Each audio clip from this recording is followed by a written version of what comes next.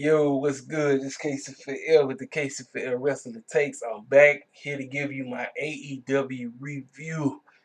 Yo, they doing everything they can to get us ready for All Out. I'm excited. Listen, I can't wait to dive into this episode. This was a pretty decent episode. As y'all know, we won't see AEW on this regular standby time for the next 3 weeks. So, from what I'm told, AEW will be broadcasting. The next time you see AEW, it will be on the 22nd, which is a Saturday, which is the same exact time as Takeover 30. So, this is what I'm going to do. I'm going to watch Takeover 30 first, and then I'm going to watch AEW. And so, that night, I'm going to try my best to give you all my reviews. It might be tough, and if I don't do it, expect everything by Sunday. That's Sunday, but it's gonna be tough. I'm gonna try my best because, like I said, I gotta try to watch everything. Watching the pay-per-view, then I'm trying to watch Dynamite, give you my review for that episode and everything. So let's go ahead and dive into this episode. So begin. This episode had the young. So this episode was pretty much called Tag Team Appreciation. So we're gonna. They went down the list of who everybody was gonna show up. We was gonna get the Rock and Roller Express, Tully and Arn Anderson. Just everybody going at it. So we opened up the show. We had the Young Bucks taking on Evil Uno and Stu Grayson. Now, as the Young Bucks first came out, do their little thing as they always do, flexing and all that junk. Four members of the Dark Order came out and jumped them from behind. I mean, they was beating the brakes off of them. So that right there told me, okay, we know the Young Bucks are going to win this match. I just don't know how they're going to win. So Stu Grayson and Evil Uno come out. They in the ring already. They do what they do. Everybody, let me tell you something. I know a lot of people are not fans of the Young Bucks. The one reason I like the Young Bucks, I like the fact that whoever they in the ring with, they do everything in their power to put them over. Like I say, from that very first match between the Young Bucks and Private Party, I didn't know who the heck Private Party was. That match made people fans of Private Party. I wanted to see Private Party get the big push, but we already know how it worked. But that was just a testament to the Young Bucks. Whoever the Young Bucks be in the ring with, just pay attention to whoever they're going at. Who's the one who is their opponent. And I didn't care nothing about the Dark Order at first. I was not a fan of the Dark Order. Stu Grayson and Evil Uno have become one of my favorite tag teams in AEW. They are doing everything they can. They end up doing what they do. They do what they do. Everybody beating the brakes off each other. So we get to close to the end of the match. The four members of the Dark Order that was out there somehow got a hold to, I think it was Matt Jackson. They got Matt Jackson and they dragged him and they kept him where he was stuck in the heel entrance area so he couldn't get nowhere. So the match turned into a handicap match. It turned into a handicap match. So now Evil Uno and Stu Grayson got the upper hand. Well, somehow Nick was able to get out of all that, somehow flip over on Evil Uno, if I'm not mistaken. I don't know what the heck Stu Grayson was doing. That fool went flying. I don't know what he was doing. I don't know if he tried to flip something. He went flying out the ring. I don't know. It was some goofy stuff. He went flying out the ring, and Nick Jackson basically rolled up Evil Uno and got the victory. I was like, you know what? That's pretty tight. It was a pretty good match, pretty good opener. Like I said, I'm real. Like I said, I'm learning to get behind certain teams that I didn't get behind when I first started watching AEW, because I was like, you know what? I'm gonna give some of these people a chance, because they want people to know who these cats are. Now I know a lot of people knew who Evil Uno and Stu Grayson was from the Indies, because even Tony actually acknowledged, and I think JR did. They acknowledged that they fought each other plenty of times in the Indies, so they all knew each other. That's why they had such great chemistry in the match. So the Young Bucks, they get that victory. So we cut to the back, and as we see, MJF and his campaign team are walking out. Now I didn't like this scene because they keep doing my man Big Show Lee bogus, man. I don't know what it is, but they keep treating my man bogus, man. They walking out, Big Shirley Lee walking side by side him, and he pushes the man back and say, "Get back, you're still in my spot." Well, I said, man, this dude, he really make you want to beat the snot out of him. I ain't gonna lie. I want to beat the brakes off of MJF, but that he's doing his job. That's what he's supposed to do. So we get to what's next. Tony Schiavone, he goes down the list of everything that's finna pop off in the rest of the show. So then they cut to, because basically he was going to be asking a lot of tag teams, I guess, I guess they're gonna be doing this for the rest of the weeks, but they started this on this particular episode. Who's your favorite tag team? So we start with Hangman and Omega. Well, Omega just basically comes. I said, well, my favorite tag team. Obviously, this sounds like I don't know if this is a bias because those are his road dogs, but here you go. My favorite tag team are the Young Bucks. I mean, these guys, they do everything. I mean, they put everybody over and all this. Well, Hangman Page, he looked at him like, bro, I thought you was gonna say us. And he looked back at him like, what you mean? Listen, the subtlety of these two breaking up is coming. I don't know if it's going to be next week. I don't know if it's going to be an all out, but the subtlety of these two breaking up is coming.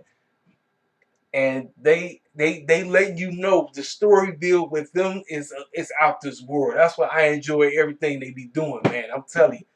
So we get to MJF out in the ring. And he's got his campaign team. He out here talking about how the numbers in the polls have him extremely high. He got the most votes or whatever, and Moxley is in the negatives. Moxley has absolutely nothing. So he's pretty much talking about how John is scared of him and that, you know, nobody wants to see him as the champ and that he needs to have the title and all this crap. And everybody deserves better and they know it, all this crazy stuff, right?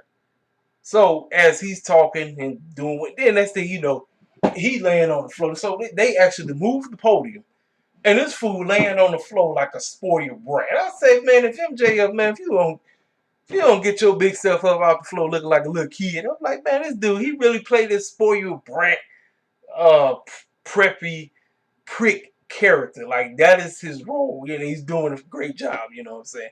So as he just laying in the ring complaining, talking all this foolishness. Mox's music hit because he was talking about he's scared he ain't gonna show up and all this nonsense.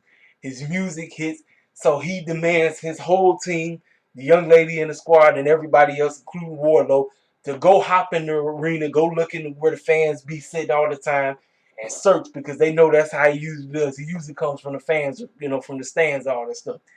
Why did he do that? MJF standing around looking goofy. We see Moxley coming from the back. And he's standing there just looking like a clown, just looking goofy as heck. I'm like, bro, if you don't turn your behind around, dude is right behind you. He turned around, Moxley just beat the snot out of him. Beats the brakes off him, lays him out, does the dirty deeds. Or what, I don't know if he called them dirty deeds now, but he does his move on him, lays him there, and walks off. He basically, and then he cuts a promo, and he pretty much said, okay, man, since you want to talk all this foolishness, since you want to quote unquote bust me open, you just basically erupted the best of Moxley. I'm about to kill you. Basically what he told him. He basically destroyed him. He said, you want your match? You got your match. So we know these two are going at it all out. The question is, who's winning? Just keep watching the build. I personally think MJF is going to get the title, but just keep watching the build to see who's going to take it. You know what I'm saying? That's just me. So after that, we cut to, they show, let's see. So we cut to, so they show the beat down, what happened to Matt Hardy by the hands of Sammy Guevara. I told you that young man is coming into his own. Look, from the very first match he had with Cody Rhodes, he made me a fan because at first I was like, all right, who this fool running around with this panda thing? I want to say, like, who this clown? Sammy Guevara made me a fan, and I love what he was doing. And like I said, that beat down he gave Matt Hardy, that was a vicious beatdown where he threw that chair and literally split him open. So Matt Hardy came out and he was talking to my man Alex. He's talking about he won't die and all this stuff and that he can't wait to get his hands on that scrawny little dude and all this mess. And as he's talking to Alex, some random dude is standing there with his back turned. He has on one of those outfits that Sammy would usually wear with the backwards cap. So he just goes berserk and he starts beating the brakes off the dude, slamming his head into the garage thing. So then all the refs, Alex, everybody like, man, calm down, man. What are you doing? Calm down, calm down. Turns out that wasn't even Sammy. That was an innocent standby. That happened to be one of the referees. I think his name was Mike Ponce or something like that.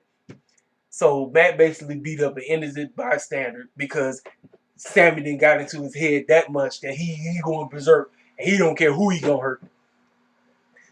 So after that, let's see. Oh, now we get to the match. The match that a lot of people was looking forward to. Scorpion Sky versus Cody Rhodes for the TNT AEW champion, because it's the TNT championship. And they also revealed the new title. The new title looks a whole lot better than the original. That's why I say kudos to whoever came up with the belt. Great job. It looks great. Cody comes out with his entire entourage. The Nightmare family, everybody in the Mama Alley, Brandy, QT Marshall, Dustin, all of them out there. Everybody out there, right? His whole crew. Oh, yeah. I can't forget Arn Anderson's coach. Everybody's out there. Everybody out there. So, this match was about, I think the match was like 15 minutes, I think it was about 15 minutes. Cody and Sky looked great. I'm just disappointed in the finish. I knew Sky wasn't going to win. I don't know if y'all picked up. Ref, how the heck do I forget this? My man, my brother used to call him, I don't know why he can't, I guess because he wasn't pronouncing his name right. He used to call him Referee Kazuki. And for the longest time, I was calling him that too until they said his real name was Mike Chioda. Don't ask me, I don't know, that was my brother. He was on that goofy stuff. But man, listen. Mike Chioda is officially a part of the AEW family. Yes. If it's any referee that you need on AEW, that is the man. Get him on the show. Listen, Mike has done some of the most clownish matches. He's been part of some of the most entertaining, out of this world, unforgettable matches. And to see him reffing this match, it was great. I knew Mike was coming. I said it's only a matter of time. It's only a matter of time before AEW signed him. And sure enough, he is a part of the AEW family. So he's reffing this match. And like I said, let's just go to the end of the match. Cody does his move, right? And Mike Chioda taps 4 times. But now they was by the ropes. And I looked at Sky's leg. Sky lifted his leg up. And I'm thinking, okay, did he just kick out? But it wasn't a kick out. And I'm like, I was kind of puzzled about that in finish. I was like, man, and like I said, I knew Sky wasn't winning. Trust me, I already know. I knew Sky wasn't winning. I said it. I wanted him to, but I knew he wasn't gonna win. But just the way how it ended, I was like, man, because he did kind of kick his leg up. That's me. Maybe I'm tripping.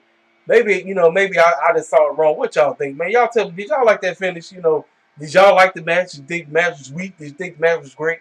Y'all tell me in the comment section what y'all thought about it, man. But like I said, I was tripping about that. So, as Cody's in them time to celebrate, who hops on, comes out, Brody Lee and the squad come out, and he basically challenges the man and cuts a great promo. A lot of people can't stand Brody Lee. They say, you know what, Vince McMahon was right. He's garbage. This dude is coming into his own.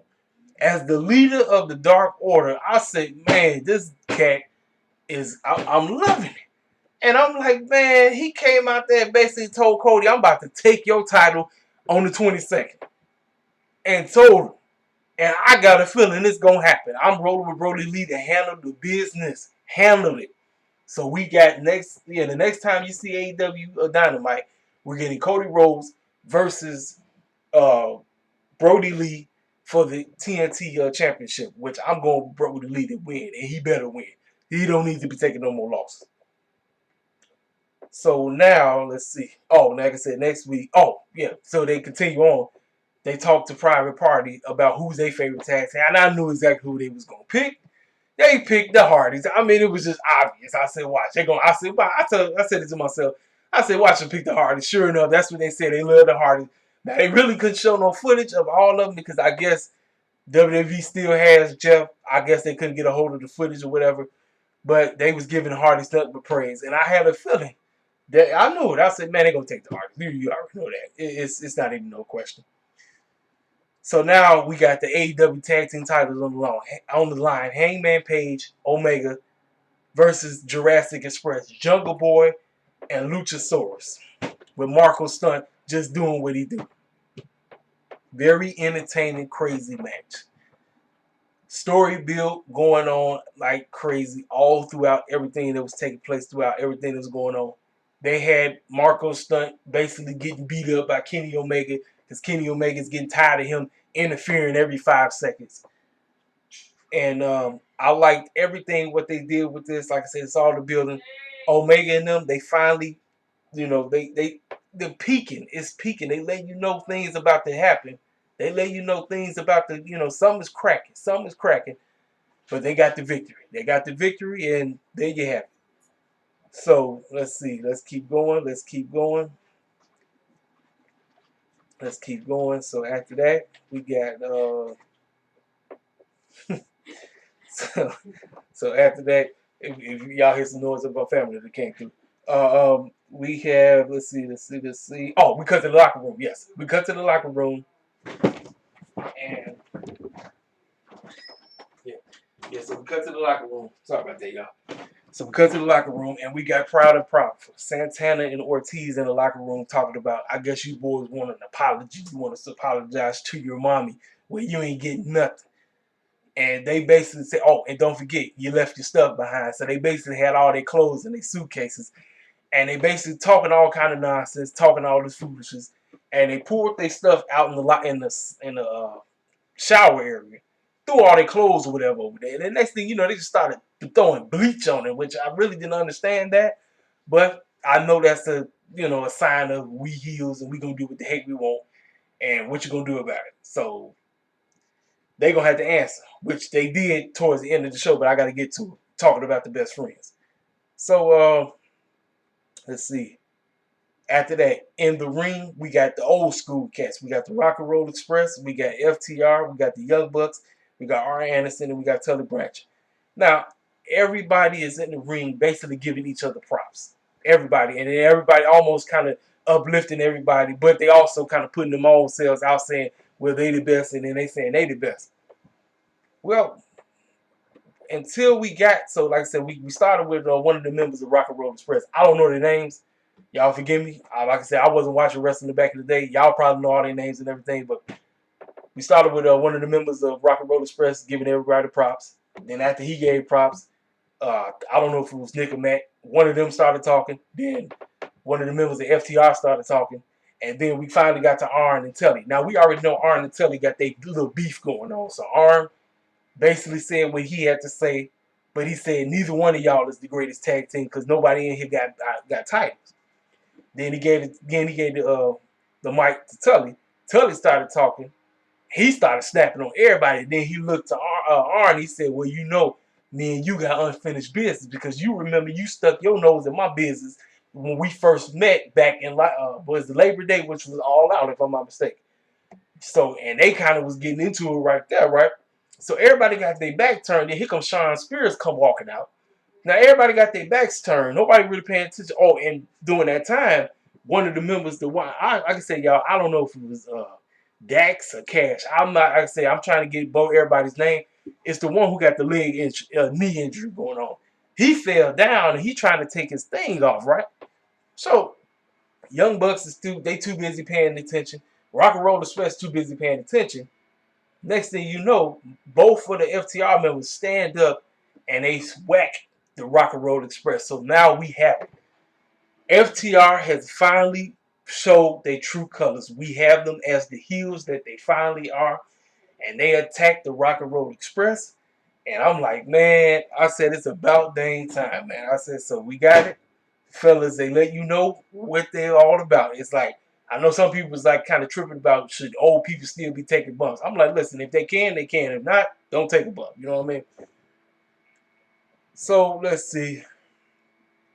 Before we got to the main event, we had Alex talking to Mike Chioda and giving him congratulations. Says, welcome to AEW, welcome to the family.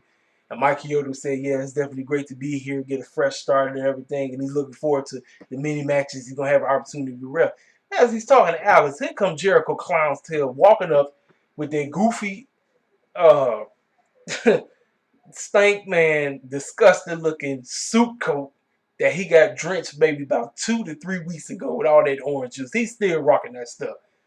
And I forgot to say, they had cut to commercial because Sammy Guevara was walking out and he had a bunch of cue cards, basically trolling the mess. He was trolling the mess out of Matt Hardy. I mean, them cue cards are just too funny. I said, here goes Sammy Guevara doing Sammy Guevara things. I was like, he trolling the mess out of the man. Talking about, hey, man, you thought it was me. You got the wrong one. Talking about, you need to relax, dude. I was like, man, Sammy a clown, boy. So, Jericho basically told Mike Chioda, you better do the right thing. And Mike Chioda told him, I'm going to call the match down the middle. He basically was threatening to talk about, you remember 18 years ago when your job was on the line and I had to get you back in there, right? Well, if you do anything that's not worthy, I'm going to get rid of you again. That's basically what he was trying. He was trying to threaten. And Mike Chioda was holding his own. He said, bro, you ain't going to do nothing. I'm going to call this match down the middle. I don't care what you say. I don't care how you try to threaten me. I'm going to call this match down the middle. And that's exactly what they did. Now, a lot of people, listen, I like the first, I'm going to be honest with y'all. I like the first match between Jericho and then Orange Cassidy. This match kind of was underwhelming. You had to pay more attention to the wacky stuff that was happening. So they wrestled, right? They're going. And who comes out the woodwork? Proud and Powerful and the Best Friends come out to start beating the snot at each other. It's a distraction. So Mike Chioda is paying attention to what's going on over there. Meanwhile, Hager comes running out the woodwork. Comes in, does his move on Orange Cassidy, and ain't nobody paying attention. And then everything, they just automatically, everybody just disappear. Chris Jericho goes for the pin, and it's not enough. So they still going, and Jericho was trying to do the Judas effect or something. Cassidy turns it into, I think it's the move called the Mousetrap, and it was not executed right. He wins with the Mousetrap. So Jericho is out of $7,000 because that's what was on the line. If Orange Cassidy lost, he had to pay $7,000 to get that thing cleaned up. And I knew he wasn't. I knew Orange Cassidy was going to win. But because of how the man lost, I got a feeling we're going to get part 3. And part 3 will be taking place at All Out. You know, I don't think this is done nowhere because both being a tie. Jericho got the best of him on the first match. Orange got him the best of this one. But like I said, I don't believe this beef is over. So there you have it. That's the end of the show. That's my AEW review.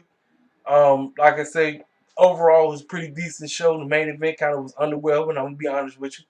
But I'm liking the story builds. And then they also did give us a clue of what's about to pop off on the 22nd episode. So the August 22nd episode, they let us know what's about to happen. And there's a lot of stuff that's about to pop off on that episode. I forgot it. I didn't take notes on it, but I'm just letting you know that's the stuff that's going to pop off from there. So anyway, man, this your boy KCFL with the KCFL Wrestling Takes. Did you like this week's episode, the August 12th, 2020 episode edition of AEW Dynamite? Did you like what was going on? Oh my goodness, I forgot the women's match. Forgive me, y'all. Listen, this shows you that they need to really get the women's up. I totally forgot to talk about it because that match happened right before this match. We finally got a Hikiru Shida sighting. She was on the show and she went against this debut new girl named Heather Monroe. This young lady looked like she got potential. She basically came in there and told Shida, I don't give a crap who you are. Like, who the heck is this woman? Like, is this your queen? Is this your champion? I'm the best. That's basically what she was saying with a straight attitude. And she was coming. She was coming for Shida. But it just wasn't enough. Shida took care of the business, got rid of it, ended the match. Match was over. So then Tony had talked to her and asked her, what's next for you? And she basically, I guess they're supposed to be having some other tournament. Because I know they got the tag team tournament going on YouTube right now. But she said they said it's another kind of tournament that's going to determine who's going to face Shida going into All Out. And she said, whatever the challenges are, bring them on. That's what she said, So anyway, that's my AEW review. What do y'all feel about the whole situation? Did y'all like the show? Did you not like the show? You know what to do. Hit the like button, comment, subscribe if you're new to the channel. This your boy KCVille. Holla at me.